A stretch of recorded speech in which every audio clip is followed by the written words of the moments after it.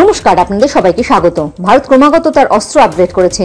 এই ধারাবাহিকতায় যুদ্ধ বিমানগুলিকে উন্নত প্রযুক্তিতে সজ্জিত করা হচ্ছে। সুপার সুখোই প্রোগ্রামের আওতায় ভারত সুখোই 30 MKI যুদ্ধ বিমানগুলিকে আপগ্রেড করছে, সেগুলিকে আরও শক্তিশালী করছে।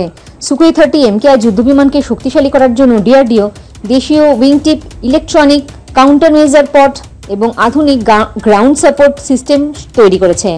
সুখোই 30 MKI যুদ্ধ বিমানটি আধুনিক যুদ্ধের উপযোগী করে তৈরি করা হচ্ছে।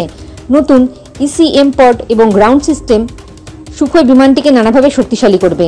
এগুলি কেবলমাত্র শত্রুকে বিভ্রান্ত করবে না, বরং পাইলটকে ভবিষ্যতের পরিকল্পনা করতেও সাহায্য করবে। সুখোইকে কিভাবে আরও শক্তিশালী করা হবে জেনে নিন। ইসিএম পড, এই পডগুলি EL/M 8222 জ্যামিং পডগুলিকে প্রতিস্থাপন করবে, যা শত্রুর রাডার এবং ক্ষেপণাস্ত্র সংকেতগুলিকে বিভ্রান্ত করবে, বিমানকে নিরাপদ রাখবে। এটি PL-15E এবং HQ-9BE এর মতন আধুনিক ক্ষেপণাস্ত্রের বিরুদ্ধে বিমানটিকে বিশেষভাবে শক্তিশালী করে তুলবে। হালকা ওজনের পডগুলি বিমানের গতি বজায় রাখতে সাহায্য করবে। উন্নত গ্রাউন্ড সাপোর্ট সিস্টেম, এই সিস্টেমগুলি পাইলটদের মিশন পরিকল্পনা করতে এবং পরে সেগুলি বিশ্লেষণ করতে সহায়তা করবে। এই সিস্টেমের সাহায্যে প্রযুক্তিগত সমস্যাগুলি দ্রুত সমাধান করা যেতে পারে। নিরাপদ যোগাযোগের জন্য সফটওয়্যার সংজ্ঞায়িত রেডিও সরবরাহ করা হবে।